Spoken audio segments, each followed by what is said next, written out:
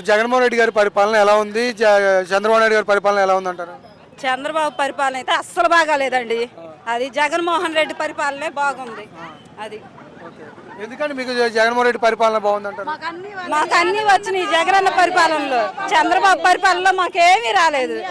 కనీసం చంద్రబాబు వచ్చినాక ఒక దళిత మహిళ అని కూడా లేకుండా నిలువున్న ఉద్యోగం తీసేశారు. నేను ఎలిమెంటరీ స్కూల్లో ఆయాగా చేస్తున్నా, నా ఉద్యోగం తీసేశారు. నన్ను కొట్టినా కానీ కేసు పెడతానికి వెళ్ళినా ఒక్కళ్ళు పట్టించుకోవాలా. ఎన్ని సంవత్సరం తిరిగినా కానీ కూడా నన్ను రాజీ పడమని ఎన్నిసార్లు కొట్టారో ఎన్నిసార్లు చేశారో. అందుకే ఈ పరిపాలన అయితే నాకు అస్సలు నచ్చలేదు. జగనన్న పరిపాలనే మాకు బాగుంది. అది మీరు జగన్మోహన్ రెడ్డి గారి పరిపాలన రావాలనుకున్నారు, కానీ మరి వాళ్ళే రానివ్వమంటారు కదా? వాళ్ళు రానివ్వనేది ఏంది? ఈ జనాన్ని చూస్తేనే వచ్చింది, జనాన్ని చూస్తేనే వచ్చింది. మళ్ళీ వచ్చేది 2029లో జగనన్నే. ఈసారి రపా మళ్ళీ జరిగిద్ది. ఇప్పుడు ఎట్టుందేమో వీళ్ళు ఒకరు ఏళ్ళ పరిపాలన అని ఇట్టు చేస్తున్నారు, రేపు మాది వచ్చి నాకు చూపిస్తారు.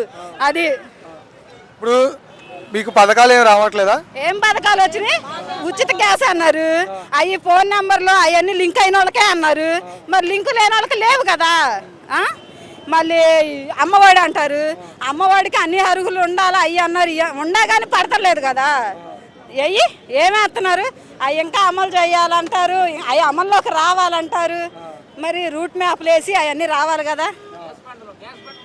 ఇప్పుడు ఫ్రీ గ్యాస్ వస్తుంది కదా? ఫ్రీ గ్యాస్ నెంబర్లు లింక్ అయి ఉండే వాళ్ళకే, లింక్ లేని వాళ్ళకి రావు. ఫ్రీ బస్సు ఎలా ఉంది? ఫ్రీ బస్సు అయితే రోజు దన్నుకోవటమే, ఫ్రీ బస్సు రోజు దన్నుకోవటమే.